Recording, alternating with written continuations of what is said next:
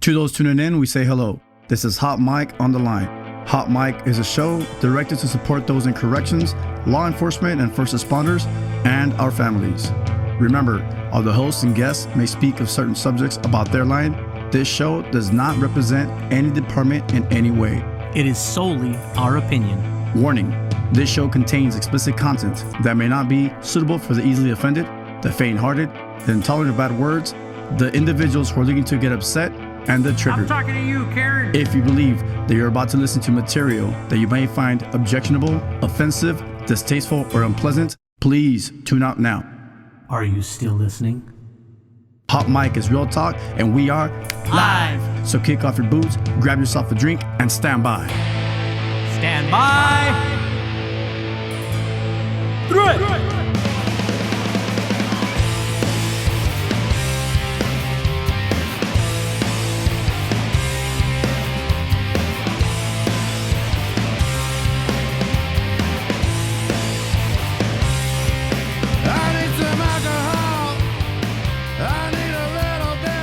Sorry. Wow. Yeah, so I decided to take a break. But I'm back. Not even less hard though. How about you, Angel? Any drinking? Nope. He's like, I feel the pain. Alright, so what's new since the last time? So those of you that do not know Angel Gonzalez, go back and listen to episode 3 or 4, I believe. Where it says SDPD Angel Gonzalez. It's also one of our most popular shows. He talks about some experiences while he was working his line in San Diego. And as you guys know, if you work in certain beats, it gets pretty crazy, right? San Diego's pretty hood, believe it or not. You guys all been to the Charger? Some areas. Some areas. Most areas, you're talking about. Yeah. Even PD now. Yeah. So what's new? Well, a lot of the protests, a lot of the gatherings, all that. We did, I don't know if we talked about this last time I was on, but we did just like 14 or 15 days straight with all the civil unrest due to the George Floyd stuff. So we had a lot of those, a lot of stuff coming down from the top as far as what we can and cannot do, just more to protect us, stuff that we should rethink before we go out there, just because of the climate. It is what it is. Everything's going to change. So you mentioned the protest. You actually responded to the protest that happened in San Diego, right? Yeah, not the Mesa one. That one, I was actually at my brother's house. We were barbecuing. We got the phone calls to say, hey, be ready. On the whole, the next day, we had to go in. The one in downtown San Diego. That was pretty bad. Downtown San Diego? Yeah. I only knew about the one in La Mesa. Yeah, the one in downtown San Diego was probably nothing caught on fire, but as far as the amount of people, it's probably the same as La Mesa.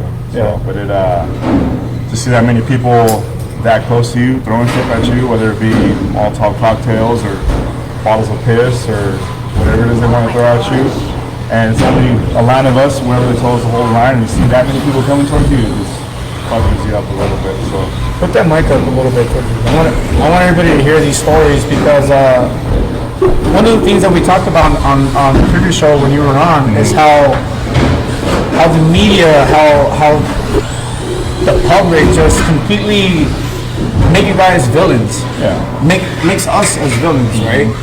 And because we've talked about how there's hundreds and hundreds of officers and they're not all gonna be perfect. Some of them are gonna be stupid and they're gonna do stupid shit and they're gonna get caught. Yep. And just because of those bad apples, as we call them, it just completely puts a different perspective, and our job now becomes challenging. So during this civil unrest, as they're calling it, Yeah. these attacks, they're geared towards you guys? It's With the piss and the shit Yeah, I mean, and all that? there's people that want to go out there and gather for a good thing. They want to have their voices heard, which that's their right. They can do that and, speak whatever they want to say, just so their voice can be heard. Mm-hmm. Then you have other people that are out there just to stir it up, to do the complete opposite, for let these people want their voices to be heard, whether to burn banks on, get banks on fire, light cars on fire, mess up our PD cars, a couple of them caught on fire, broken windows, spray paint, all that stuff. So it's those people who root in for the ones that actually want to be heard for a good reason. I mean, it's their right. They want to speak their mind, and so be it. But I wouldn't say the ones that are out there for the wrong reasons, yeah, they're when they want to attack us. But the ones that are out there that want to talk and want their voice to be heard, it's not more against us. Like there's people that want to defund us. Well, if you defund us, a lot of the protection you have, whether it be internet crimes, child abuse, crimes against children, child porn, all that stuff's going to be taken away. That's a lot of the funding goes to those things that are behind the scenes that people don't see. And it's crazy you say that because my understanding that there's actually been an increase of that, especially with online pornography, child pornography. There's an increase ever since the pandemic, right? And that's how certain teams have been established. California established what's called the SAFE team, which fights that. So now imagine losing that money that funds such teams or such programs because they're calling for defunding the police. I know there's been there's been talks, and we all know a lot of us are big Joe Rogan fans, right? And he mentions on his show, I can't remember what episode it is. He mentioned on his show where he says something about, hey, defund the police. If anything, we should have a little bit more money so we can get more training. During this civil unrest, after these riots and attacks on you guys, has there been any additional training provided by our department? Well, not just because I work for my department, but we've been given good training since the day I started. I left Raleigh PD in 2016. I started San Diego PD with 2016. And from the moment we started, before all this stuff happened, they laid that foundation as far as this is how we're going to police for the city of San Diego. Yeah. All the de-escalation stuff, all the PERT conditions that we have to help the 5150s, where we're going to take them. All that stuff's been given at a very give it up. Quick pause. Give me a quick pause because this fucking train is just fucking. I forgot you didn't have his truck. I'm like, it's him. This is real. This is real life. Yeah. I have a question. With the 5150s, do they have clinicians that go with you guys? Yeah, so it's our PERT team, so Psychiatric Emergency Response Team. Okay, awesome. So they ride They need that here. That's money. So they ride with officers. They normally ride with officers in the busiest part of the day. You can't have that, in other words, if you defund the police. Oh, you can't. No. So they respond to all the 5150 calls, whether third party, second party, or it can be a clinician themselves calling in for one of their clients. Say, hey, they didn't come to one of their meetings, they didn't check in, and I called them and they didn't sound too well. Can you go do a welfare check? So that's what they do. They respond to all those calls and they do the evaluation if they meet the criteria. I think with the PERT clinicians, they have more resources than what we do as officers. We can evaluate people, and if they meet the criteria, then we'll put them on the whole, and we'll take them to a certain hospital. Not just, like when I used to work in Imperial County, it was either CMH and that's it. Right. Towards the very end, you can do Pioneers Hospital, because then they can have somebody from CMH and go sit on there. But now it's like, hey, what insurance do you have? Where's the last hospital you've been to? Oh, it's Sharp Hospital. Cool, then we'll take you there. Because not a lot of people want to go to a county mental health. San Diego has the same thing. So. Yeah. But yeah, no, they do. They ride with officers every shift. So. Clarissa? Oh yeah, that's right. Yeah, there's another. Let me gather my thoughts real quick. She's from Brawley, Clarissa Gutierrez. She is a PERT clinician, and actually at the division I used to work at, that's where she's assigned to right now. So it's pretty cool, two Brawley people working in the same. Yeah, that is cool. Yeah. But she didn't send anyone out. Yeah. It's you mentioned the 5150. I was in San Diego 2-3 weeks ago by the airport. I went on a little vacation, so down the airport. But in that whole area, This is when you weren't drinking? I was not drinking actually. Yeah. Shame on you. Right. One thing I see is all the homelessness Yeah. in that area. The homelessness, the people that are labeled as 5150, crazy, whatever. I know she's gonna attack me for saying crazy. but They're severely mentally ill. Mentally ill. yeah. And so those type of people, like, are they able to just walk around, do what they want, shit in the street, piss everywhere? So it's gotten better. I would say in the past 2 years, our department has a specific division set aside to handle homeless issues. How do they handle it? So what they do is they go and, because downtown San Diego is a couple streets. I mean, they're scattered, but it's cleaned up a lot more than what it used to be a couple years ago. They'll go and contact the people that are homeless, and then they offer them resources. Whether it be, hey, they'll do the evaluation there. They'll see when's the last time they ate. They'll offer them housing, because there's a lot of shelters in San Diego. I mean, there's not a lot, but there's enough to hold people if they want the help. Like a hotel? Yeah, so they're doing that. They have the hotels. They're setting them up. So the thing of it is, these people have to join this program, and I don't know the complete details, but I know one of them is that there's certain rules they have to follow. Whether it be to random drug tests, stay clean, they'll get you a job, they'll get you housing. A lot of them don't want that rules because they've been living the life of past couple of years to where I don't have to listen to anybody. Yeah. But no, the help is there. If people want it, that's anywhere. Any city, whether how the funding or what it is, the help is there. It's just they have to need the help. You can't force them if they Correct, don't want yeah. to have the help, yeah. And I'm not sure what the circumstances are behind it, but you mentioned the hotels and stuff. I know I was in San Diego back in early March, spent a weekend out there, and took a little walk down by Seaport Village, and then ended up in the downtown area to have breakfast. But there was some of those old hotels. I can't remember what they call them, but they're basically hotels that you can pay for by the night for very, very cheap. Motels. No, it's like the old school high rise, almost like that scary ass Cecil motel that Kurt used to work at, right? I can't remember what they're called. Single occupancy. Some of them don't even have. They just have rooms with beds. They have a shared restroom on every floor. So it's like it's super low income. Sounds like a college dorm. And Sounds like a but hostel. they closed one down. It was a famous building. It was like 500 rooms, but they closed it down. They just didn't have the money for it anymore. And so all those homeless, whether they were panhandling or whatever the case might be, to be able to pay the $30 a night to stay there. Once they close that down, then they don't have an option.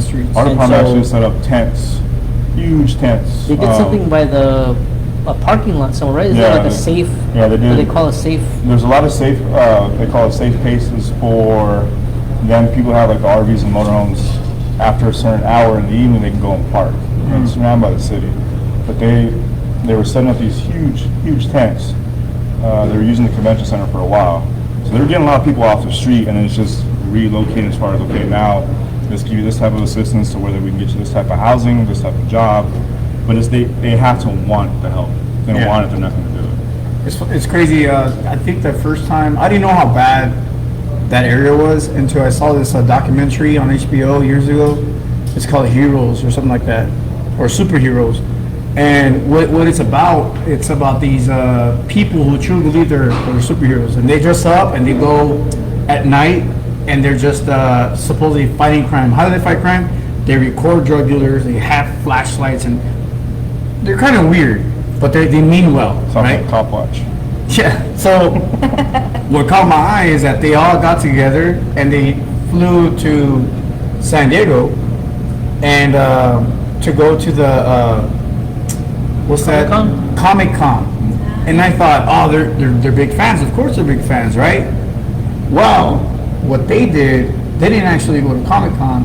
They went 2 blocks down from Comic-Con where that whole homelessness was at. Strip, yep. And they had boxes and boxes and bags of recycled or semi-used, if not new, hotel shampoos, soaps, deodorants, and they were just giving them out. And I'm like, those are fucking real heroes, you know. You got, you got all these artists and actors and actresses getting paid to promote whatever movie 2 blocks down, and they also like to speak about world peace and this and this and this and that. But here's the real heroes fighting that shit, right? Yeah, it's hard. It'll clean up, but then at the same time, if they want the help, they can get it. If not, Yeah. it's hard. it'll be around forever. Oh, of course. We got the guest report right here.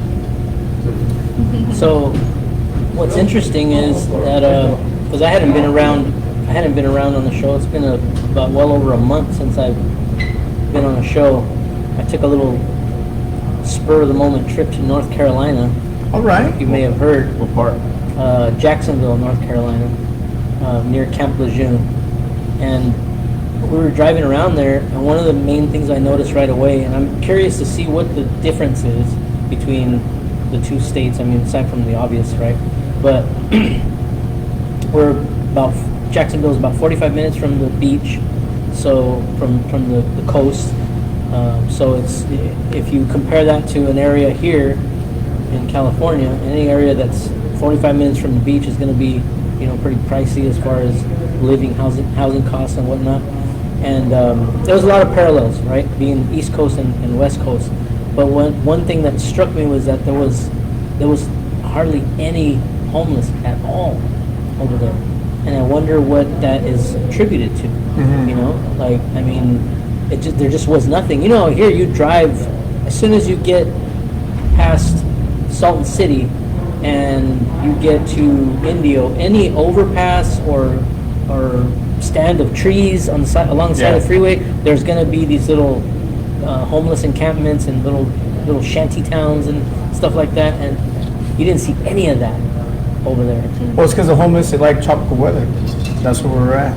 No, but it's the weather is very comparable over there. Yeah. Because I was looking at it, I was like, what is the difference between, this area and here? And it's got to be policies that are in place. And also that, I'm guessing North Carolina is a lower cost of living than California, right? Yes, totally. But what I'm saying is why, though? Why you have the beach right there, you have the beach over here. Yeah. You have really nice weather there, you have really nice weather here. Yeah. It could be also how they enforce it over there too. That's what I was thinking too. Is there some?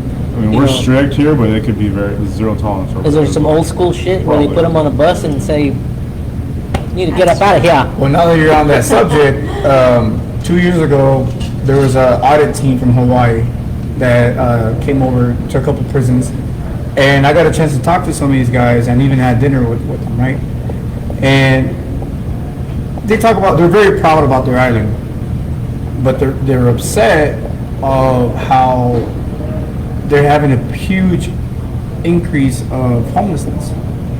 And I go, well, what's up? It's like, well, what's going on? It's like, look, they work in prisons. They go, we get people coming in, brand new people. They're not even from Hawaii. Yeah. They're from the States.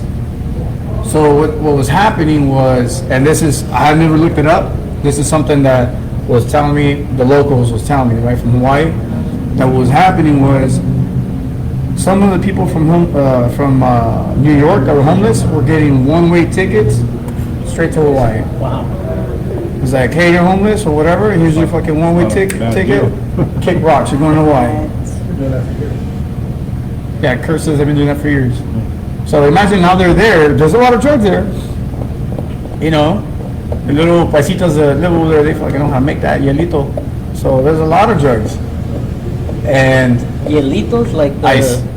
No, I thought you meant like the little, what are those things? The bolis? Snookums? Like the Those are bolis? so good. I think that's a different kind Yeah. of hielito, right? I was thinking bolis. Yeah, we're not talking like about- coconut flavor. No, not like that? Okay. No. All right. So going back to training, we kind of touched on this before we were actually live.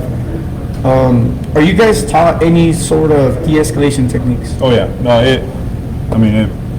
it starts from, for example, it could be a 5150 call. It'll come out as a 5150 violent, whether they're breaking stuff or they have a weapon in their hands, right?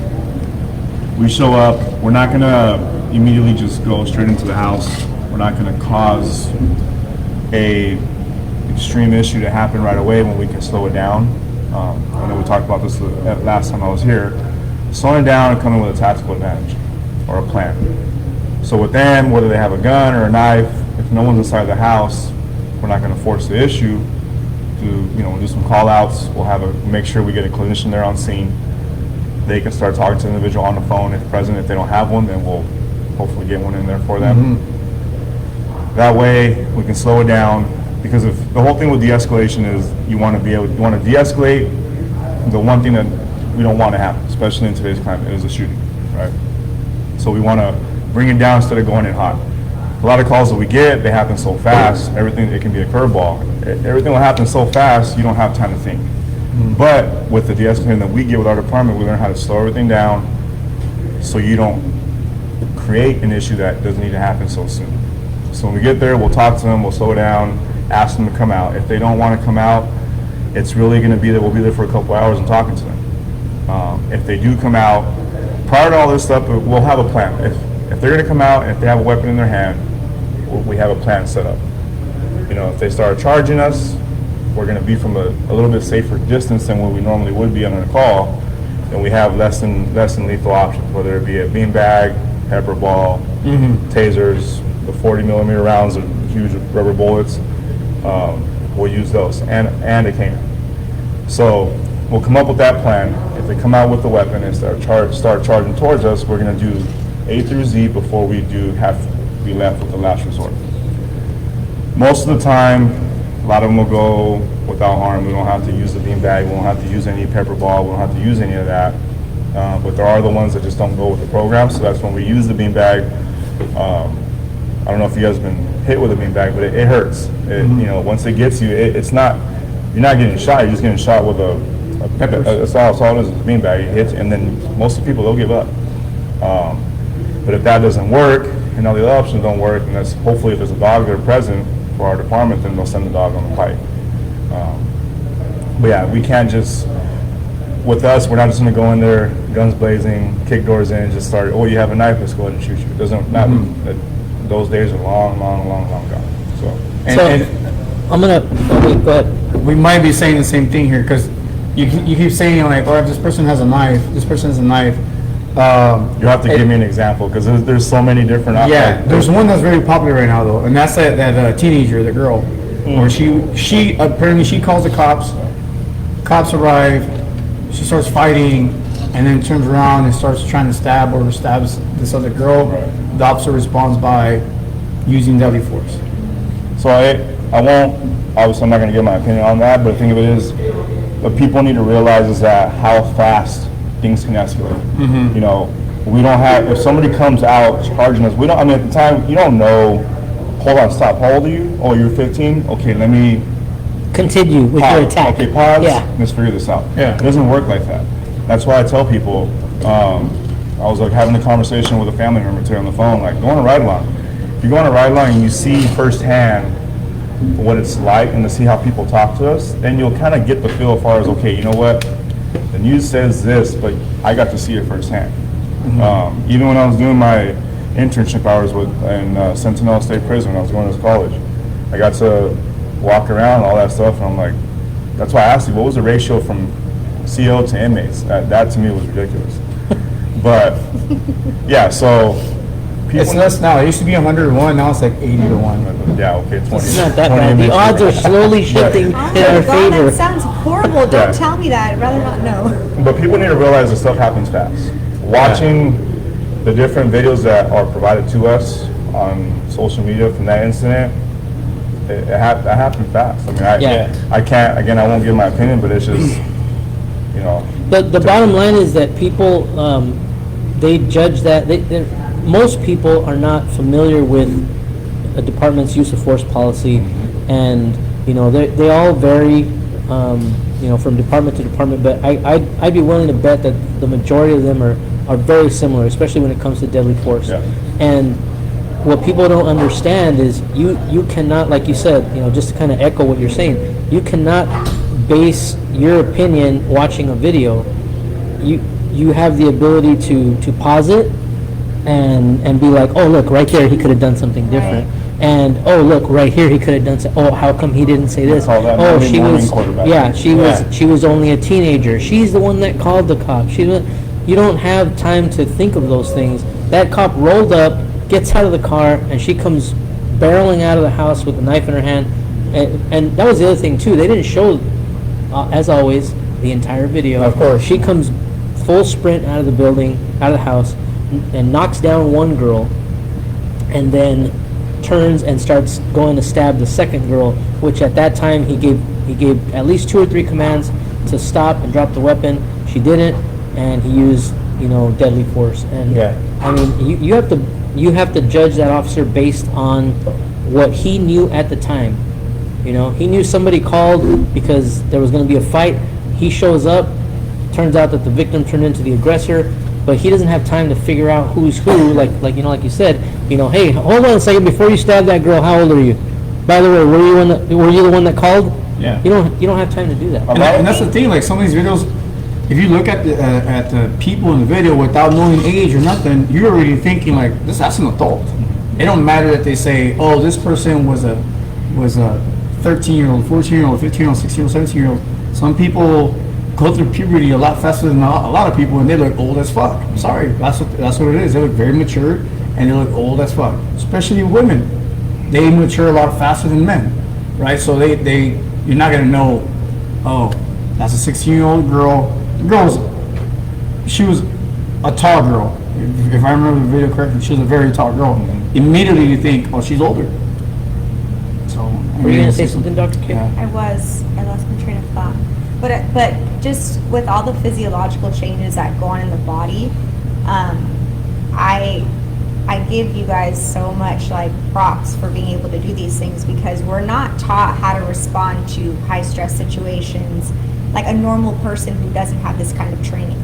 So even if you do like scenarios and things like that, you're not going to have time to pause and be like, oh, well, how old is this person? Like, your main goal is to stop whatever possible threat, right? And I don't think that the public really understands that. It's very easy to look at it and be like, oh, well, you could have done this, and why didn't you do this? But if you're in that place and you're hypervigilant, your cortisol is through the roof, I mean, it's based on your training, like what you're going to do, and hopefully you make the right decision. But and unfortunately, what's happened with everything that's going on. Hold that thought, young man. I just don't know what cortisol is. Cortisol is stress just hormone. when you get all hyped up. Okay, when you're all hyped up. When your heart is like palpitating. I thought it was something like, if something itches, you. That's cortisone. We had that conversation last time. Yes, cortisol is different. Stress response. New viewers. Stress response. But now you made me lose my train of thought. No, but like most departments, like the bigger departments, they have the simulators where it's the use of force. It's a force option simulator. We have that And too. people that are against the force options that we use, some of them will actually go through that. Like the police academies now, I know when I went through, I think they just started using that. Because in DTAC, they teach you how to, takedowns, arm takedowns, pain compliance, how to handcuff people properly, all that. And then after they teach you all that stuff, and after you've had so many hours of range and learning how to handcuff people, then you go through those little simulators. Just a little simulator in a controlled environment stresses you out. So the big word that she used, those things happen just in a little simulator. So that's why people don't understand is like, now in a real life situation, I can't explain how fast it happens. It's just like the last episode I was here, a lot of people don't understand, oh, it's a kid. Well, 12-year-old kid with a shotgun shot at us, but they don't, there's no way. Well, it's possible, but to me, it's like, that's why I always tell people, go on a ride along. Feel that. Feel it, and don't go on a ride along in an area where you're going to respond to commercial alarms, where there's middle of the night, alarms going off. Well, chances are maybe someone just didn't set it right. But go on a ride along, whether it be LA, San Diego, anywhere in the Imperial County, Calexico. If I didn't know anything about this county, I'd say I'm going to go on a ride along Calexico, because it's right there by the border, right? Raleigh does it, I'm sure Imperial and El Central and the sheriffs, I'm sure they all do it, but do it in the business part of the day to where you can see the stresses of how people talk to us and yell at us, throw stuff at us, try to fight us. And the 6 months of training that we go through, It's not enough. The public or the media, everyone's expecting us how to handle it in half a second. You want to make the right decision, because if not, then you'll get hang out to drive because of the way things are now. But the thing of it is, like, our brain, whether we have the trainer or not, all of our brains they're different to as far as how we intercept information and all that stuff. So if my brain's a little bit slower than hers, then maybe my decision's gonna be a split second too late, then I made the wrong decision. So, and you're talking about decisions. Based on the training from the department, if need be, in order to save a life, your partner's, or any other civilian, are you prepared to take a life? Of course. If it comes down to it, I mean, I'm comfortable with the timeline that I have, the stuff that I've seen, and being shot at, been in a lot of bad fights, seen a lot of my partners being in bad fights, getting there after the fact, and wishing I could have helped them more. Knowing the training that's been provided to us and still being provided to us to this day, you got to be ready for it. Because if you're not ready for it, then you need to Hesitation could kill you. give your badge and gun and give it back up and don't do it. Because I think about it a lot. Even responding to calls where people have been shot, I'm like, I've tried to replay the scenario. Okay, what if it was one of us? Always do that. Even when if I'm not doing anything, and I'll play the scenario in my head just so I can know when the time comes, I'll be ready for it. It could be a twisted scenario. So people always ask the question, what's the craziest stuff you've ever seen? Well, I'll tell you that I've seen and done everything except having to shoot somebody. Okay, so think of the most twisted scenario in your head. As far as how crazy your twisted your head is, think about it. Verbally tell me what it is. Chances are I've probably seen it or done it. Seen somebody jump off a 50-story building? Say it again? Seen somebody jump off a 50-story building? I've seen somebody jump off a 13-story somewhere. That's close enough. I've seen it to where they jump off. Got you, Kurt.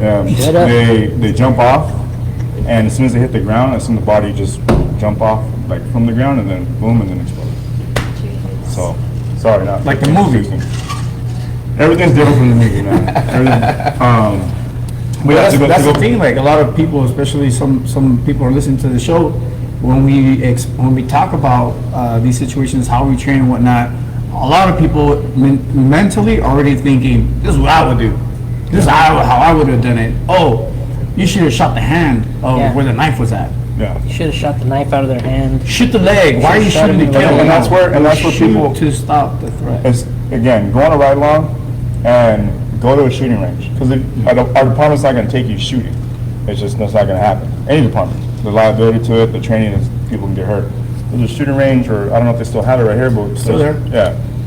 Go over there. Go put a couple rounds down range and see how hard it is to get your grouping in that center mass. So the whole little target, and it's a nice sized target. Yeah. You get same targets you guys probably use as well, but And then you're talking about in a controlled environment when no one's there. Stress. What is the word that you use when you get nervous? The cortisol. Cortisone. Yeah. Oh, the Cortisol. And you start to Cortisol. shake. There's people that if Adrenaline and we're at the cortisol, range, they if say you have too much coffee and you're shooting down range, your hands are already shaking. Yeah, you won't be accurate. You have time to control your breathing when you're shooting. You have time to.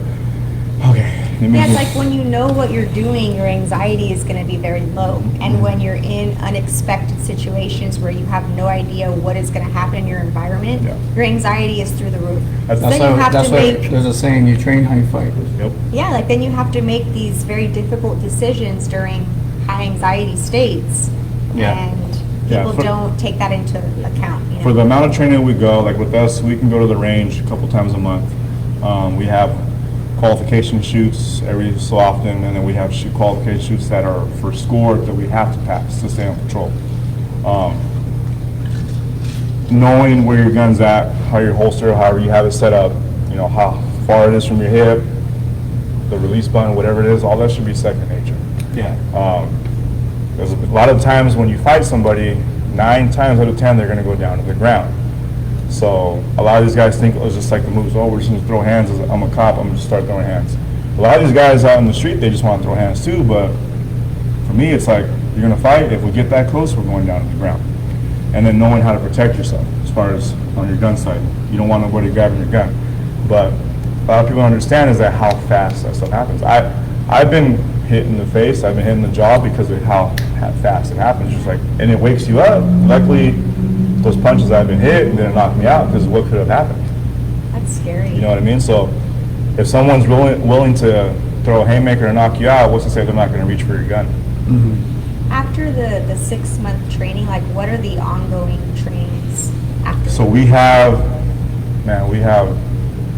felt like there's training almost all the time. So But explain your training. Is this like a piece of paper that they give you? No. Is it classroom? Yeah, Actual, so it's a week, every year, it's classroom a setting? week-long classroom setting.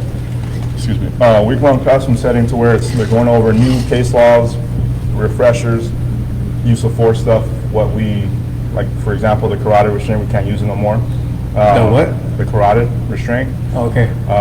People know it as the choke, but it's not the choke. It's called a sleeper. Yeah, that's what it does.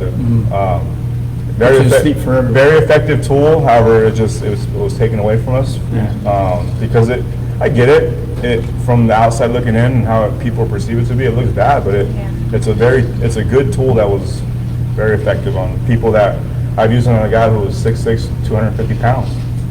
You know, I'm not gonna.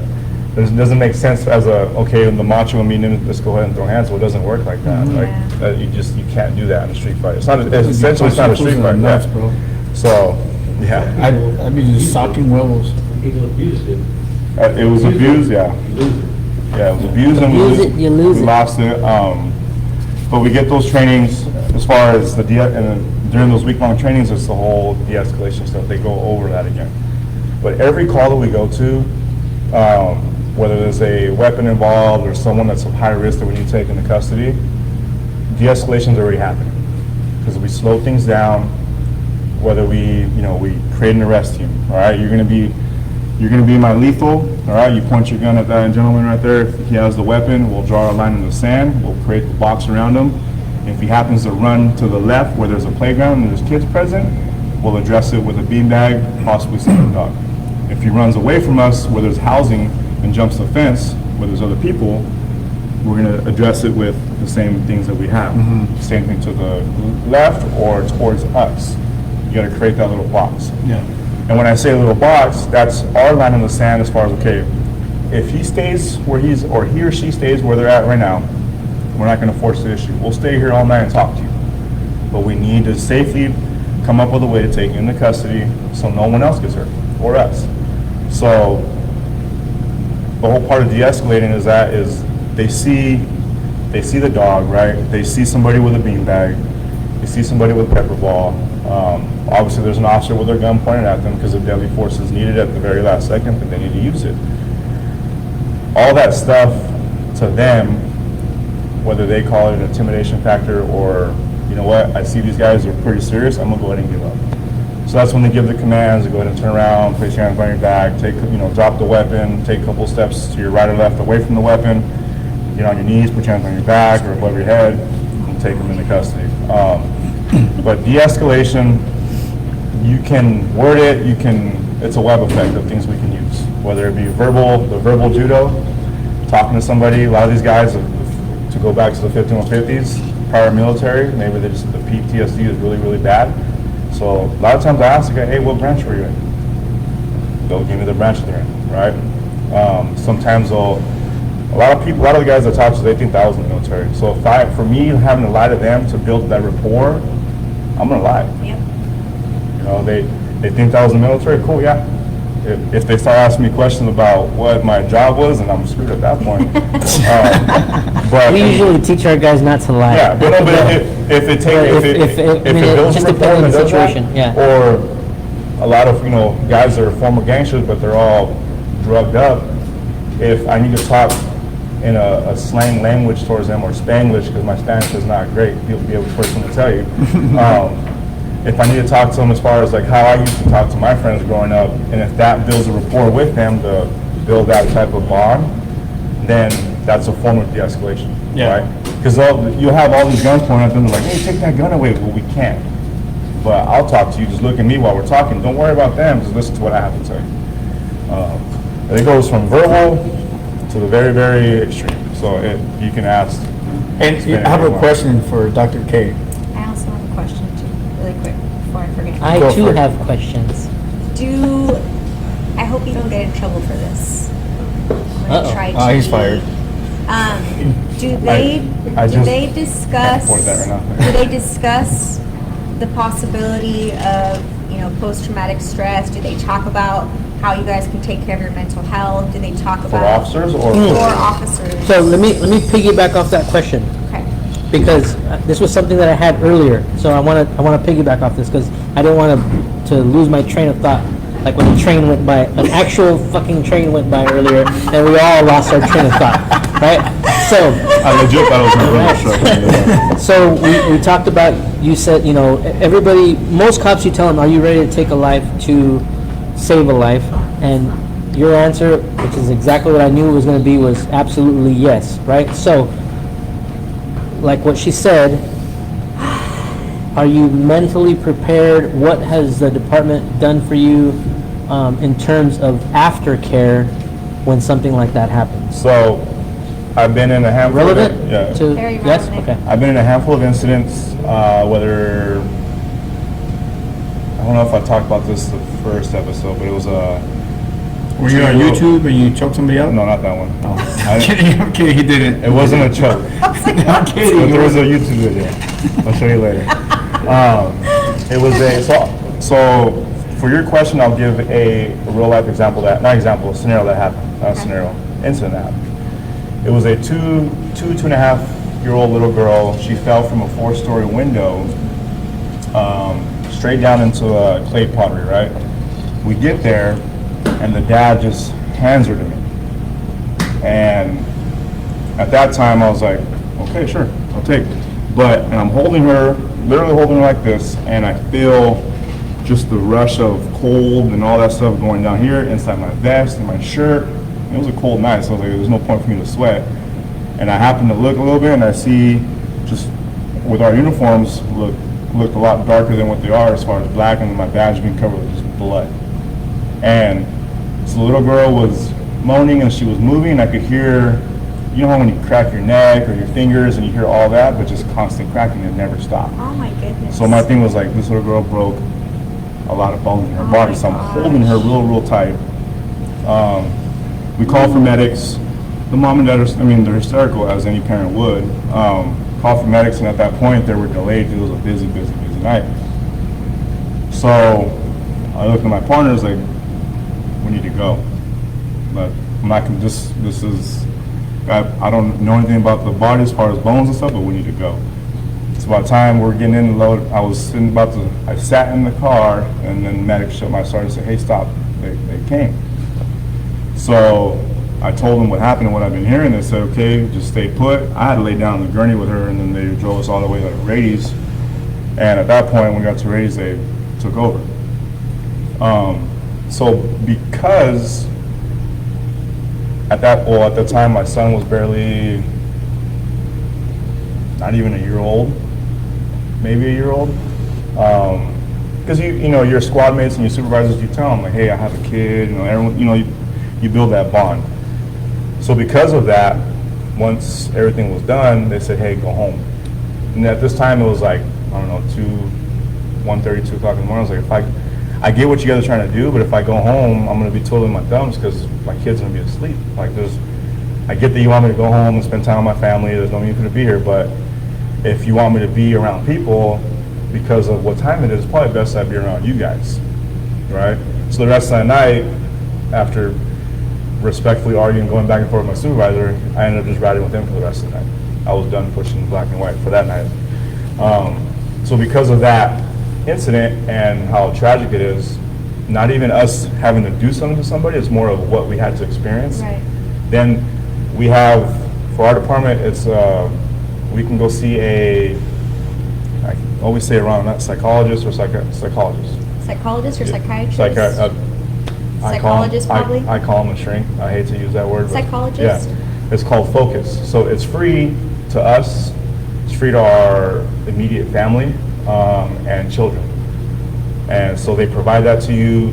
We have a wellness unit for our department to where they respond to a lot of instances, like critical incidents like that, to where whatever you had to experience is not normal or just not normal for the common eye, as far as whether you had to go to a SIDS call where it's a dead baby in the crib and they know you have a kid. So it's the supervisor will make the phone call, they'll come out, they'll take you out for coffee, they'll talk to you, see how you are.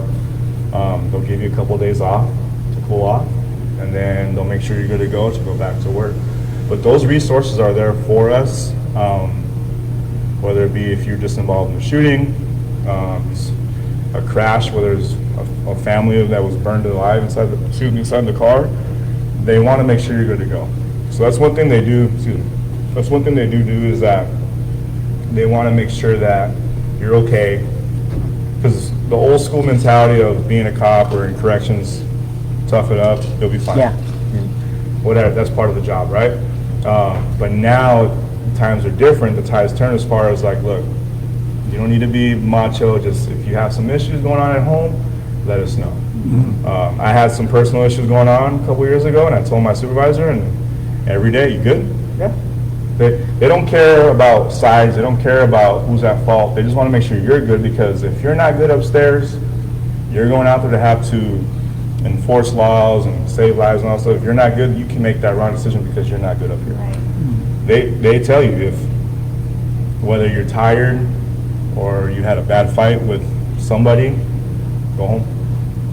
You know, it's interesting that you mentioned that about like the incident with the child, because I have gotten a couple of phone calls from insurance companies who want me to debrief police, like after they've responded to an incident that involves children. It's always children for some reason that, you know, Yeah, because a lot of times it's hard. I mean, even before I had a kid, it's just hard. It's hard to see something happen. Yeah, even when I first started with Brawley, my son was born in 2017. I started with Brawley in 2015. It's just hard. It's because it's a kid. Like they didn't have their life. They didn't get to make the wrong decisions like all we did. They didn't get to experience all that. yeah. So people ask you, well, what would you rather see? Well, like, that's not a fair question. Like, Yeah. what I will say is that I can go to a fatal collision or a homicide scene with a dude or female, whoever it is got shot, wherever part of their body they're obviously dead when you get there, because I've seen it so much and it's so repetitive. It's like, in your mind, it's like, oh, that looks like a movie scene. It looks fake. And then we talked about this in the last time I was here. Episode 3. Episode 3. So that to me, but the thing of it is, like, as officers, and I know you guys do it too, you kind of, you have your way of talking about it to decompress, right? So you decompress and then you move on, go on to the next call. That's how it is. Yeah. But with kids, it's a little bit different. Well, and I think, you know, they're starting to recognize that just decompressing, like that's more considered crisis intervention, kind of, you know, talking about the situation. But that memory doesn't ever go away. Oh, no. It gets stored in your long-term memory. Yeah. That's why there's techniques like EMDR, which is eye movement desensitization reprocessing, which I'm getting the training in, which helps you change those negative beliefs that you've developed about that memory. Because that memory shapes the way that you view the world. I mean, we can't deny it, right? You guys are very hypervigilant. When you go out, you're always on alert. And so, especially when you're seeing incidents like with children, that's why I had to stop working for CPS. And the cops I'd have to call them a lot to come with me to homes. They'd, you know, help remove children. It's traumatic. It's difficult, but Yeah, we it's did necessary to keep people safe. Yeah, we did a little, I don't know, we assisted local law enforcement, and we went to a house, and I'm sure you see this all the time. Oh, man. I know what you're going to talk about. Yeah. I'm sure you see this all the time. We go to this house for a warrant. We carry out the warrant. We see that there's movement inside. We make entry, and it's a little boy, maybe 8 years old, but his body's like the size of a 4-year-old. That makes any sense. Yeah, they're Emaciation. Malnutrition, yeah. they're just- Little boy's wearing like a school uniform. Very nice kid. And I'm looking at the kitchen. The fucking kitchen's got pots and pans with like weeks old beans and just dried up shit. And we go into the mom and dad's room, mattress on the ground, syringes, pipe kits, and then there's It was like gun parts. there's guns as Shit like well. that? There's rifles and stuff. And then next to the mattress was a baby car seat. And we asked him, like, what's up with this baby car seat? He's like, oh, that's my baby sister. That's where she sleeps. So she's talking about like CPS and all that and how you can't respond to those calls. that's like the first thing I do, call CPS for this kid, because Oh, of course. mom and dad knew that we were there, so those pieces of shit did not want to fucking show their face, but they left a little poor 8-9-year-old boy there who hadn't eaten. We had to make a food run for the They kid. left and left the kid there. Well, the kid ended up telling them that was his daily routine. He would get dropped off either by the bus or whatever, and he would go in, and he was told to just go in and lock up and be by himself all afternoon while mom and dad were out selling dope, buying dope, using dope, whatever the case may be. But he would be there for hours and hours on end to just to survive by himself. But most apartments, and I'm not trying to be biased because the one I work with, but if they have the capability, like with us, each station that we have within our department, they have community resource officers. Like the division I used to work at before I got reassigned, we had 2 of them. One to handle one side of the division and one to handle the other side of the division. So we went to calls like that to where you saw the kids, their clothes weren't that good, or, you know, their environment wasn't that. Yeah. Because when you say pots and pans that are dirty, like, that's normal, right? When we talk to CPS and we tell them, hey, look, the pans and this and that, there's very little food, but there's still some food. There's mold and That's- shit growing, that's roaches. normal. They have like certain criteria Yeah, that you that's have to normal. meet for like unlivable conditions. Yeah. It's The average, I don't want to say the average house, but close to it is pretty much like that. So going back to the, you know, the capabilities that our department has is like, we'll let our resource officers know, like, hey, this is what we saw with the kids. So they'll pull together some funds where they'll get some groceries. Yeah. They have clothes, they got toys, because they have a lot of toys for all the toy drives they do throughout the year. So they'll give us the stuff, or maybe they'll go do a trip with them, go hand them the food, the clothes if the parents Yeah. need it. With smaller departments, you know, they don't have the capability to staff a position like that. It's more on the officer to, hey, this is what I saw. This, you know, you guys throw in a couple bucks in there, we'll go to bonds or whatever, and let's go drop it back off. Yeah. But And it's crazy you say that, because I guarantee you there's a lot of departments that do that, but you're not gonna hear that. no. You're not gonna hear about that. You're not going to hear about it Because because it's not. That affected us so much. It was a It's group not of us. epic. Yeah, we were like ready to adopt this kid. Some of us were like, that's fucked up. What can we do? But you can't do nothing, because dad was able to make it out. Mom was not. She went to jail, and eventually she's gonna come out because of the way the laws work. Yeah. So the first go-to people that they're gonna go back to is mom and dad. You know, so it's kind of fucked up. But I don't want to go away from my question that I wrote down earlier, and this question is for Dr. K. Dr. K, Yes, sir. Don't sir him. He doesn't outrank you. what do you think about law enforcement being okay and comfortable with taking a life if need be? That's a loaded question. Very loaded. I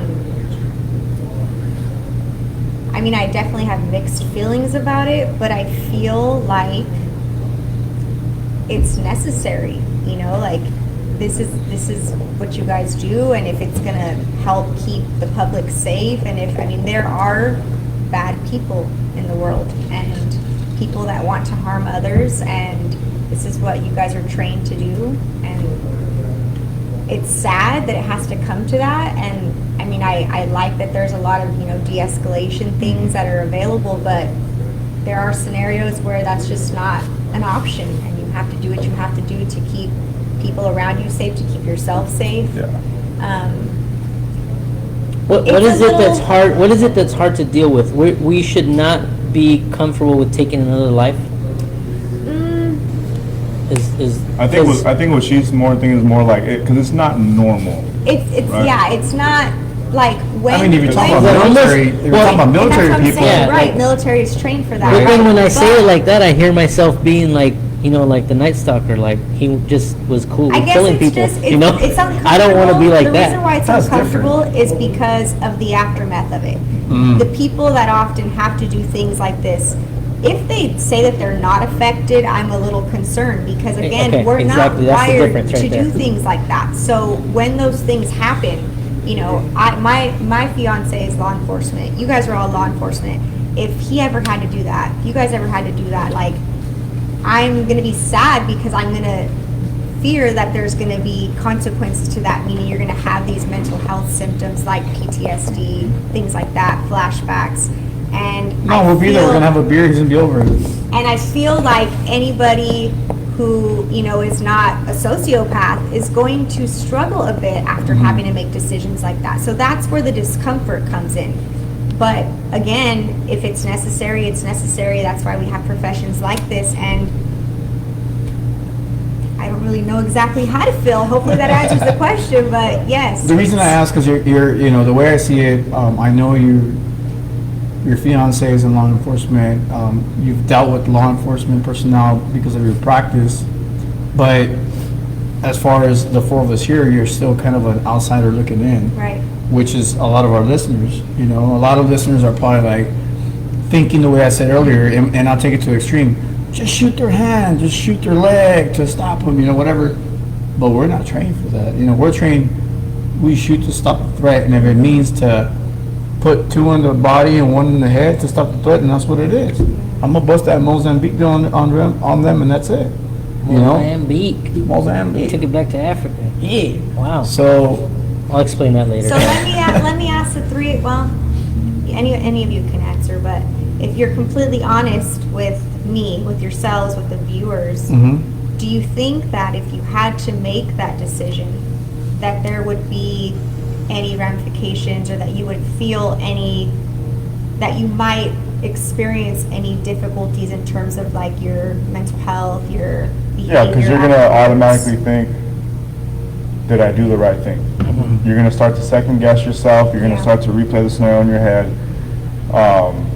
I've never had to do that, but anything other, as far as being in really bad fights, whether it take, you know, when people are, what's the longest fight you've been in? I'm like, I don't know, 3, 4, 5 minutes. People ask me that To question. them, it's like, that's nothing. I'm like, That's a long even time. 30 seconds is a long time. Yeah. But you replay that scenario in your head, because you know it has to go through review, especially when there's bad injuries, whether broken bones, you know, real bad injuries to the face, or injuries to the officers. There's going to be an investigation. With us, we have cameras, so they're going to look at every angle of every officer that showed up, or maybe possible cameras are from houses or businesses. RJD. So then you're going to start to think, did I do everything right? Did I do everything that I was taught in the academy? Did I do, you know, proper techniques? Did I do this? Did I do that? So then when you start to second guess yourself, then you start to stress. Yeah, and especially with how much you guys are being scrutinized. Yeah, right you start now, to of stress, course. and then especially when it goes into an investigation, internal affairs. You'll hear people talk about it. You guys have internal affairs. Every law enforcement has internal affairs. That's the dreaded interview that none of us want to go to, right? Because we always think that, oh, they're out to get us. It's just nerve-wracking, because it's depending on what the type of investigation is that you're being investigated for. No, they are. It's- I've been through 3 of them. It's stressful. I'm trying to get you. Yeah. But try to get you. I've been through a lot of them. I was trying to get you. Yeah. Well, I mean, you work for a bigger city, so the complaints are going to come in a lot more, versus when I was with my former fire department, I only had to go through 1 or 2. Wow. So being in the department I'm in, then again, that's a full-time position of what they do. You have to have it, because if you don't have it, then people think like, oh, then you guys are going to back up your officers and whatever they do. Going through the interview, even just when you get started with the paperwork, you know, incident, whatever it is, you're being investigated for this, for these reasons, whether it be procedural, whatever it is they give you, why they're being investigated for, you start to stress out. And then you start to rethink, okay, well, damn, did I really do something right? Then you want to start reaching out to people that were there. But technically you can't, because you've been served with paperwork and says you cannot talk to anybody that's there. If you're the subject person that's being investigated and then there are witnesses, they can't talk, nobody can talk to each other. So as much as you want to replay the scenario in your head or get a second opinion as far as what happened, or maybe you saw something different that I didn't see, you can't. So when you go to these interviews, you're just like, all right, well, here That it sounds is. awful. It's part of our job. No matter what we do, whether it be some type of use of force or an investigation we did, someone complained for courtesy, maybe we said a word they didn't like, That's part of our job. There's one thing that I've said before, and that's the second a suspect is placed in handcuffs is now the victim. Yep. I've said that before. So the second a suspect is placed in handcuffs, he or she is now a victim. That's like the perception, because now that you put handcuffs, all these laws and they have a lot of protection. They have certain protection, Right. and it doesn't matter what this person did. It doesn't matter that if they rape a child or they did this and did that, they're protected. Yeah. And it's frustrating because we see it, especially where we're at, where we sometimes have the ability, depending where you work, to see what this person has done. And that's one thing that they told us in the past. We talk about in many episodes. Don't read files. Don't read an inmate's file, especially in the SNY yard, because when you start reading these files, you just start thinking all kinds of crazy shit. Because you got kids, you got a wife, you got this, you got that, you got family, and this person who is gonna get out pretty soon, you got to treat them the same as everybody else, But But one thing you have to remember, not everybody in this case, on the street, placing handcuffs, is guilty. Not so everybody- what Kurt is saying, that you're innocent until proven guilty. Just because you're being placed in handcuffs, it just means you're being detained for that particular moment. Detained for whatever reason we're responding type of incident, and the same thing with you guys. You detain them, whether you have to place handcuffs on. You can place handcuffs on anybody who needs to be detained. Until you figure out, because you're not going to go to a call and start assuming, oh, this is what happened. No, you got to start interviewing people. You got to, the person that called in, the victim. Okay, well, this is a person they said did this, and let's go ahead and detain him. If you want to put him in handcuffs, that's on you, but go ahead. For me, it's like, I'm going to detain you, you can go in handcuffs, because I've talked to people that all of us want to say, oh, he looks normal, but they snap and then punches are being thrown. So you're going to go in handcuffs, because if I can control your hands and your feet, you're fine. I'm gonna shift gears. Oh, shifting gears. Shifting gears. We're in here on 5th right now. I'm driving Supra. Oh, Fast and Furious. That too. Just because everybody's looking at the watch, but we got like 30 more minutes. Oh, I got all kinds of stuff I want to ask. I know. So Nancy. K9, I'll be back. what's up with your new dog, man? How was So- that? How was the academy? ¿Qué pasó? ¿Cómo pasa? Big shift, Explain big it. shifting It's gear. a big shift. I've been given the great opportunity. The announcement came out. I put in for it. For me, it's like I like doing stuff that makes me uncomfortable. I don't know anything about dogs. Put in the headphones on? No. Oh, do you want another You just beer? keep talking, buddy. I'm good. I want. Even So, for the longest, well, not for the longest time, even since we were little, when one of the locations my brother had his shop at, he had a Rottweiler who had puppies. And nobody can go around that dog, the mom, and the puppies, because it will start to growl and snap people. But I was right there with the dog as she was giving birth, and she was fine. So my brother, for a long time, well, he's a dog whisperer. He can be next to a female Rottweiler, and just with that, So I put in for it. We had so it's a couple steps you got to get through before you get selected. If you get selected, there's a shooting test, which is a lot harder than the normal qual that we have to pass for patrol. You pass that, and then you go on to an obstacle course. You pass the obstacle course in under a certain amount of time, and during this obstacle course, you're carrying a 75 or 80 pound sandbag on your shoulder that resembles a dog. Yeah. Okay. So you do that, and if you pass it within under the time frame they give you, then you're given an interview date and time. And the interviews we have, it's 2 sergeants and a lieutenant. So it's intimidating in the sense to where people that are of higher rank, you see all the brass on them. I get nervous when I have to talk to people like that. Even as a field training officer, you still had to go through that same process. So I had a little bit of experience of interviewing and talking about, essentially it's what you're doing, you're talking about yourself for the first 6 to 8 minutes. Trying to sell yourself. Sell yourself, and then that's when they ask you the questions, and then your closing statement, right? Luckily, a couple people that I knew helped me prepare for that interview, as far as what potential, because they give you like practice interviews and all that stuff. So I went through a mock interview, and they give you the hard comments afterwards, like you sucked in this, and you do better in this. Constructive feedback. Don't put on so much cologne. Stop breathing hard. Don't chew gum. Shower next time. Stop saying. My biggest thing is the ums. Get rid of the ums, because you want to be cleaner on your I say responses. fuck a lot. Oh, yeah. Do that here. There's the We do that here on the podcast. So we're going through the interview, and then they make their announcements. Like, I think it took about a good 2 weeks to get the phone calls. Had court, some undressing from my uniform in the locker room, and I get the phone calls to the lieutenant from K9. He said, "Hey, congratulations, you've been selected for the academy." And I was like, That's so I was awesome. like, "There's no way," because for me, it's like I've always been, even growing up, with sports and all that stuff, I never expected anything good until it happened. If Yeah. they told you, "Hey, this is what's going to happen," I wouldn't believe it until it happened. You didn't get your hopes up. Yeah, because I've gotten my hopes up before and it doesn't happen, you're like, well, and then you just get Fucking demotivated, excited. yeah, you don't want to do it anymore. Disappointed. So, You need to read Extreme Ownership by Jocko. I already read it. Oh, did you? Yeah. It's got to memorize. Good. So, Didn't happen? Good. oh yeah. So, academy starts, and then the thing for me, it's like, I went in there, clean slate, open mind, like, I don't know anything about dogs.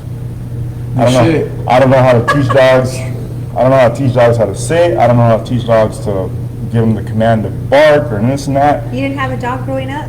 We did. Besides the but Rottweiler that your brother took? we had With the ruppies? Yeah, we had a couple of dogs, but I was little. Like, Yeah. we had, what was it, Tosh, the Samoyed? I remember coming home, The Samoan? it was a Samoyed. It was Samoan? Samoyed dog. Samoyed. Samoan? It looks like a husky. It's all white. It's all white. But, I mean, I never, I can write it down so I can Google it later. Santa. I never had to like teach a dog. As an adult, I never had a dog. I just never had that. I've always been intrigued like what the Malinois. I want to own one. But it's like with those dogs, you have to get them tired. You have to, if you don't get them tired, they're gonna start chewing stuff up in your house. You have to, be active with them. So going to the academy, I was like, look, I don't know anything about these guys. So if they tell me I'm wrong, then I'm wrong. Like, don't get offended, because 7 years, I've been on for 7 years, and if you've been on that long, it's not even that long, but if you have to have somebody tell you that you're wrong, a lot of cops or officers take it the wrong way. Like, I've been on this long, like, I know everything. Well, when it comes to handling the dog, it's a lot Never know different. everything. So it was a 10-week academy, and from the very, very basic as far as the obedience, to teaching them how to sit, whether it be giving them treats, to help to enforce as far as like if they do something right, then you Positive reinforcement. positive reinforcement. Yeah. So the dog they gave Somewhat me. of a dog trainer myself. Oh yeah, there you go. No, I'm just kidding. I would just so- watch a lot of Cesar Millan. So the dog they gave me prior to getting him, a lot of the handlers I knew were like, your dog has no obedience, like none whatsoever. And he's the youngest. Out of the 5 of us that started, 3 of us made it. They said he has no obedience, he doesn't listen, like, good luck. Here's you growing up. That's what I said. When they Here's, we talked to your brother. This is you growing up. Here you go. Bam. Train yourself. Train yourself. No But- obedience. Young as fuck. But then I was going through the line of the kennels of what dog was going to who, and I was like, because they try to match the dog with personality and body and, of the officer. Oh, my dog would be like a That is so French cool. So we had one of the dogs that was in the academy. His handler is about 6'5", 6'6", former lineman for a college football team. Oh, Wow. So his dog is about 110 pounds. It's a big Oh, my Belgian Malinois. goodness. So would they give me that dog? No. Probably not. You struggle with your 60-pound sandbags. I was struggling with, in the beginning, I was struggling with the little dog that I have, but they try to match the dog with the personality of the handler they want to give them to. Yeah. So going through the academy, you take bites for all the other handlers. You don't let your dog bite you because it'll ruin that bond that you have. You take bites, but you're wearing a full bite suit. But the bite suit, it still hurts. It's a bad pinch, but it just, you don't get the teeth that break your skin. Explain the bites. You like go in and this is how you meet the dog? I'm imagining the movie fucking K9 with Belushi. Yeah. That's how I'm imagining. I know that fucking movie. So, like, for example, so with us, our dogs are taught to, there's a lot of agencies that have dual purpose dogs, whether they're for apprehension and location of narcotics and weapons. Yeah, I wrote that down. I was gonna ask you. Ours are strictly bite, and they know how to search and locate people, right? So, for example, if I need to send my dog into a vehicle, he knows how to jump into a car, whether it be through the window, the door, passenger window, the trunk, whatever it is, he knows how to do that. So in order for them to know that, okay, Dad's sending me into a vehicle, then he must know that there's somebody there for me to bite. That's in their mind. So as the other handlers that were in the academy, they'd be either in the passenger seat or in the rear portion of the vehicle, waiting for the bite, the full on, it's like a marshmallow suit.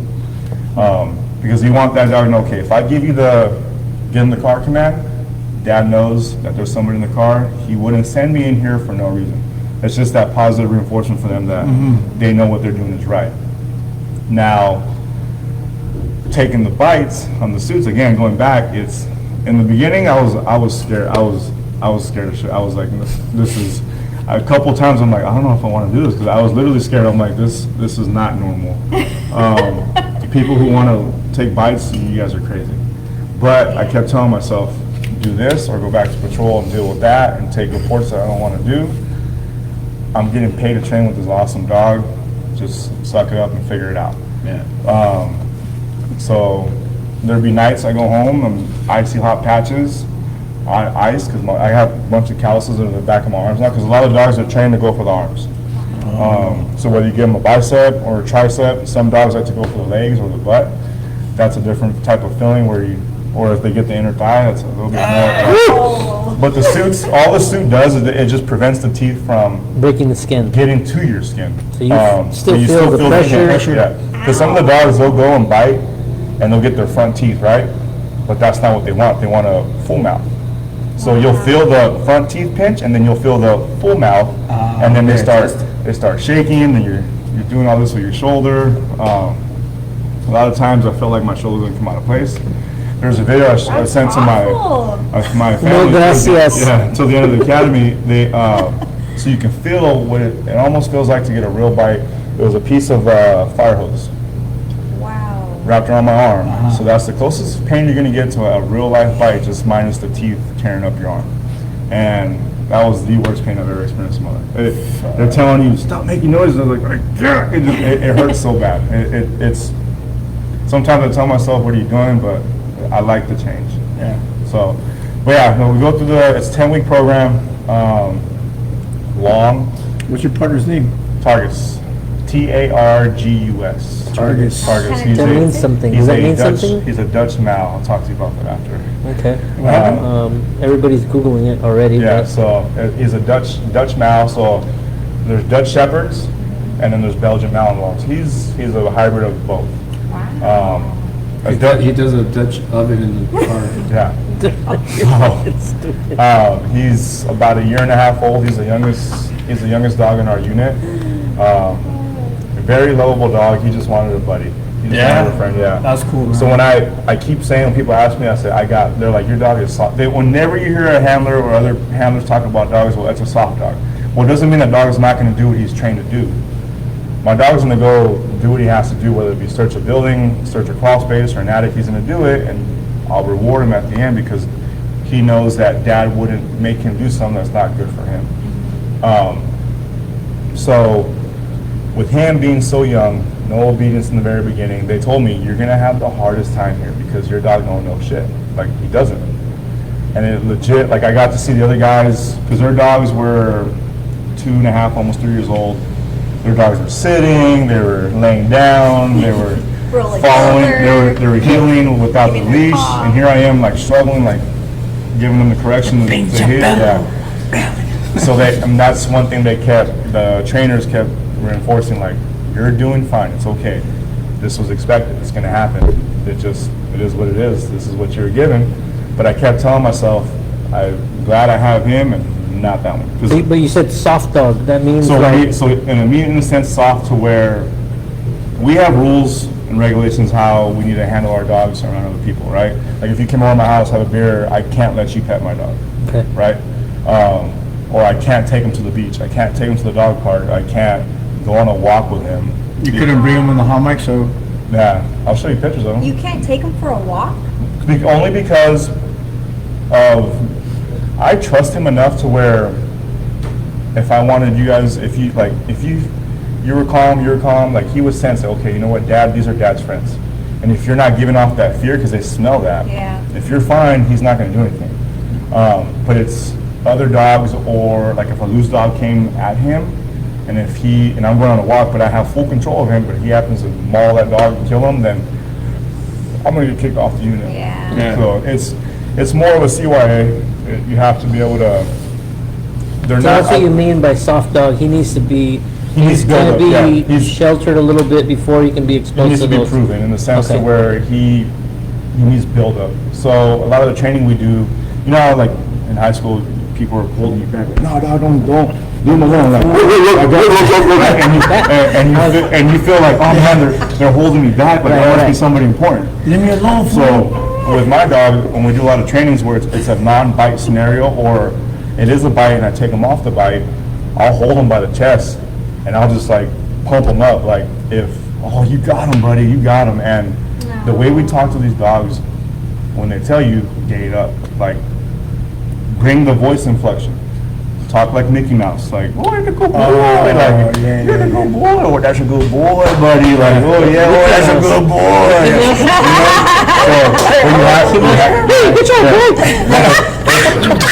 It's the voice inflection, where that's what the dog.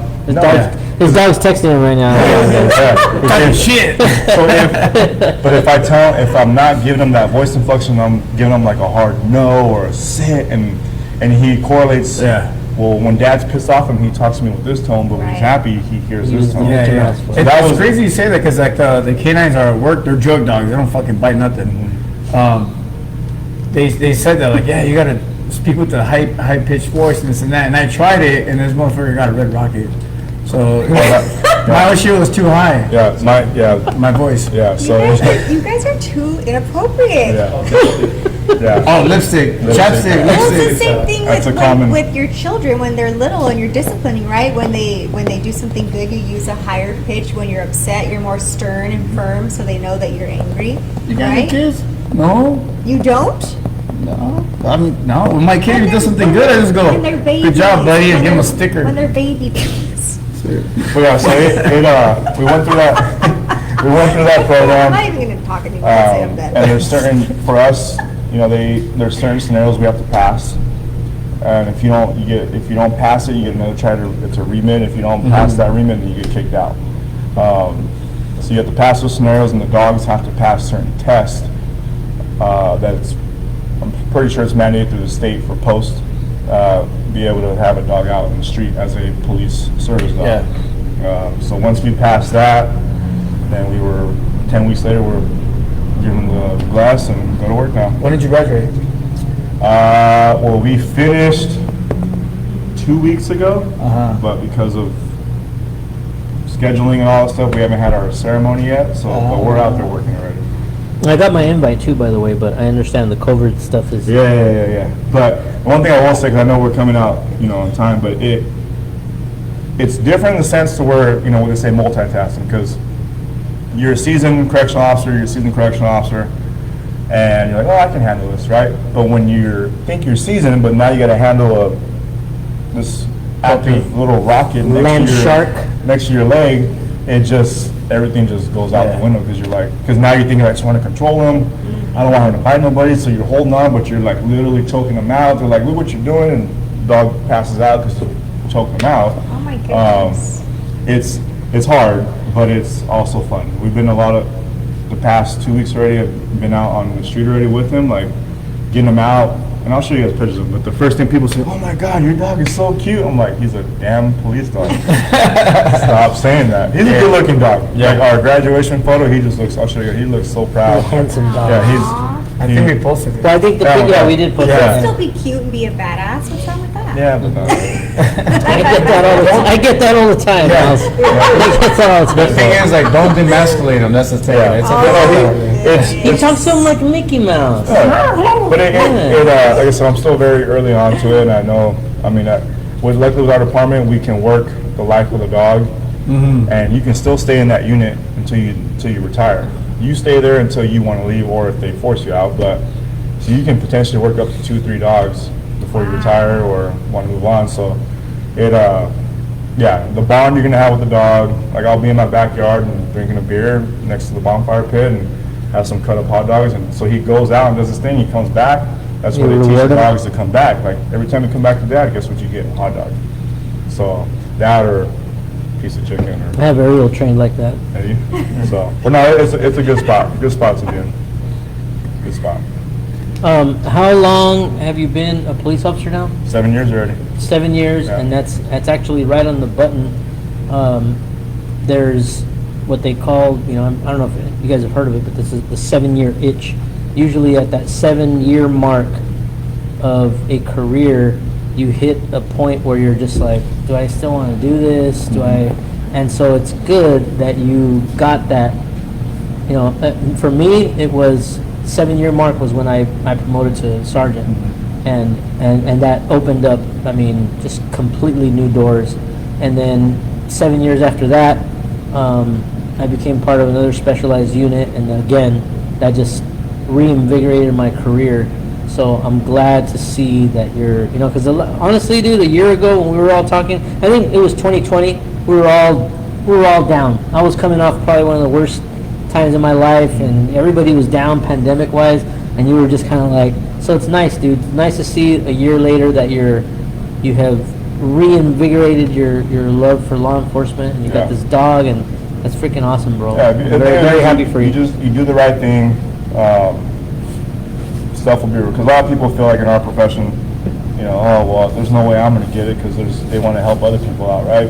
It's a common feeling. A lot of us, I felt it before, but it's like you do the right thing. Luckily, I've been able to meet the right people, shake the right hands, and you don't ever want to talk too much about yourself, but I feel like the work that I've done or have shown, working around other people, other team environment, it was enough to show them, okay, you know what, we can trust this guy to do what he wants to do. So yeah, you can do what you set your mind to. You know what I mean, right, Ariel? You can do it if you put back into Nice. it. Yeah, not too.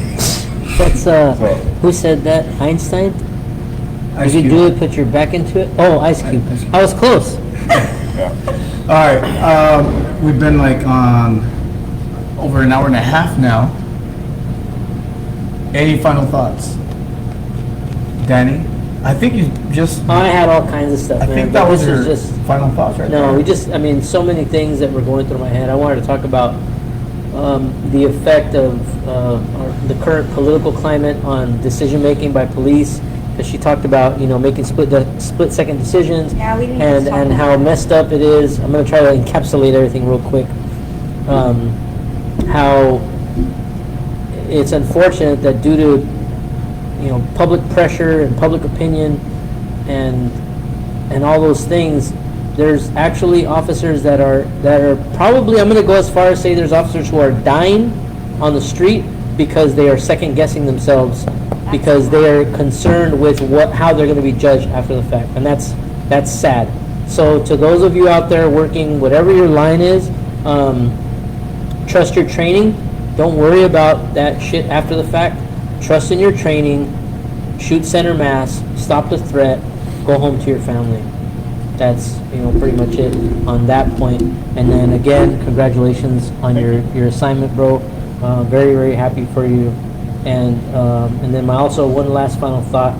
My niece graduated from San Diego State today. Adela Mendez, if you're still watching, congratulations, baby. I love you. She just got her bachelor's in psychology, and she's going to continue to move on. So yeah, so that's all I got. Any final thoughts? No, actually, I was thinking about what he just said. How the decision making is even more difficult than it was, and it already is. Like, my goodness. Go on the right line. I would like to. Do it. Maybe I should. Not here though. Not here? Why not here? I mean, unless you go to Brawley where they have a murder every other day, but. That don't happen down here, dude. Don't. We've had like 8 murders in the past I know, 9 I'm months. just kidding, I'm kidding. Yeah. It's quite a. But yeah, do it. No, I appreciate the the mental health related stuff that you relayed, and I would love to, I don't know if I can do this, but figure out how we can have something similar to what San Diego has, to Maybe have you like can a trained clinician to help with, people who need to be de-escalated that have mental health issues and 5150s, things like that. That would be great. Well, they They get have- contacted. Behavioral health? Behavioral health gets contacted, or the police usually take them to county. I think the behavioral person health. who runs that program, the PERT program, they're just a unit outside the department, and they work together. So I don't know where the funding comes from, all that stuff. I mean, it's one of those things that when we're done, I can get you the contact for that. but- Probably like Well, MHSA or yeah, but something. whatever it is, like I said, it would help down here, but then again, the staffing. Are you gonna really put an officer with a PERT clinician when they're gonna be down when there's only 2 people to cover the rest of Brawley? Yeah, or that's true. 3 to cover the rest of Central? Like, the numbers are different. Like with us, we have on any given time, on a good day, 12 to 13 officers out in a specific area. At the end of the day, I think that police officers have to have more training on crisis intervention, because not every department is going to have the ability to have those clinicians go out with them. Yeah. Not every department is going to have the money. People are talking about defunding police here, left and right. So not every department is going to have the ability to send a social worker out with every call. Bottom line is, officers should get more training on crisis intervention so that when they respond to these domestic violence calls, like the one that the officer in I think in Stockton was just killed last week, that they have at least the most fundamental basic tools to de-escalate that situation until somebody with the proper training shows up and intervenes with that individual. That's the bottom line, because these guys are the first ones there. They're the Right. first ones there. They're the first ones on scene, and if they don't, Firefighters are sometimes over. yeah, and if they don't have those basic skills, then shit goes sideways, and it becomes tragic. So That's true. that's my second final thought. Final thoughts? Thanks for having me again, and hopefully we can do this again. Of course. From the last time I was here, congratulations to my brother on getting the chair for the Brawley Union School Board. Nice. We were pumping that up last time. Yeah. Other He was on thing, the my sister-in-law just got a new position with the county, so she's doing that. My sister got a new job in San Diego, so things are good. My family's good. My dad's somewhat enjoying his retirement. My mom's still working like a slave, but no, Well, that's your brother's Wow. fault. You don't want to get her. Wow. To it. No, I'm kidding. you don't want to pay her. No, my mom don't want to collect a paycheck. She just likes to work for free, believe it or not. Yeah. So She enjoy it. Keeps her busy. I like my. But cool, yeah. Thanks for having me. Well, I want to thank Ricochet RC Raceway for having us here today. They are open again now. Open. So get over here. If you don't know where it's at, it's in Centro, California, right next to the Big Five. So they have a nice little racetrack. They have all kinds of cool cars you can come and check out, purchase. Can you rent any? Not right now. They're too expensive to break. They have a full service bar, as you guys can see, and shit's happening here at the Ricochet Shit's RC popping. Raceway. We also want to thank Casbros. They have a new location to fit your needs. Homegrown apparel. If you need to buy any uniforms, go check out the Homegrown Apparel in Brawley. Go see Hernandez. Good dude. Yeah, Monday, Memorial Day, we're gonna have a raffle live on Hot Mic for the AR-15 to benefit one of our latest brothers, Westito. That is Jason Westito. And what we did is we sold a couple raffle tickets. I want to apologize to those that wanted to buy some via Hot Mic social media, but that wasn't able to happen because we actually did pretty good with the sales. If we do have extra tickets, we'll promote it somehow. So all the money for that's going to go to those 2 kids. So they'll be on, hopefully one of them or both will be on the show so they can get the raffle. The way the raffle is Nice. going to work is the first ticket, boom, that's for the rifle. All their tickets after that will be for a couple items donated by Homegrown Apparel. We're hoping to have a couple cups from Hot Mike. We have a couple t-shirts from the Bad Mothers. We have some stuff from Knuckle, shit, I hope I'm saying it right, Knuckle Dragger Leather.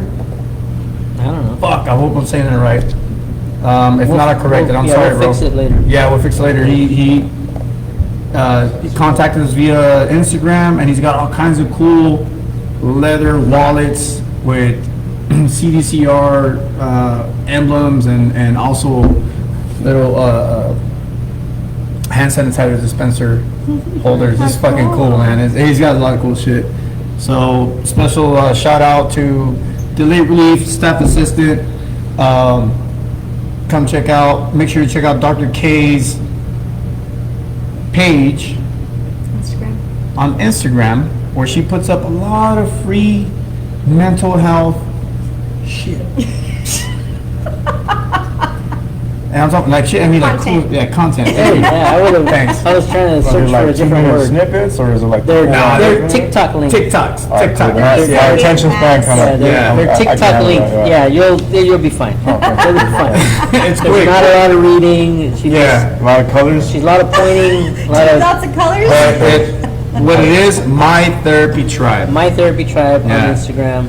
Lastly, we want to thank our friends from Desert RV, Brawley, California. This is a desert town. There's a lot of fucking RVs in there, and they're all maintenance by Jorge Gonzalez and his crew. The crew. The crew. So if you got an RV in your front yard, you need to store it somewhere, take it there. Because if you have it in your front yard or on the street, you're shitty. Because now I can't park Mike's or car in that space. Or if you need the animal would do windows that? tinted on your RV. Yes, Or windows your tinted. vehicle. You need your vehicle painted, all that. There's It's all kinds of stuff they do all there. kinds. It's all You can kinds. get your car washed. You And can it's get all your legal. RV Make washed. sure you pay on time. Pay on time, please. And then you get kicked the fuck out. Not that Next I week, can't ask for money anymore. alert! Next week? week, What day? on Monday, we're not needed. Okay. Next week on Monday is a Hot Mic Girl Takeover. Oh gosh. The Hot Mic Girl Takeover is going to be What is with that? your host, 24th, 25th, Dr. K. Yeah, Monday, the 20-something. Who's gonna be on it? 24th. I think it's Monday the 24th. Yeah, Monday the 24th. Your host, Dr. K, is going to have a show with some ladies that have been on the show in the past. Heather, Summer Luna, and Ochoa, Officer Ochoa. So they have all agreed on a date, on a time to get together and do like this dysfunctional The View style of show. So hopefully it's not as crazy and liberal as they do it, but Who's gonna do the?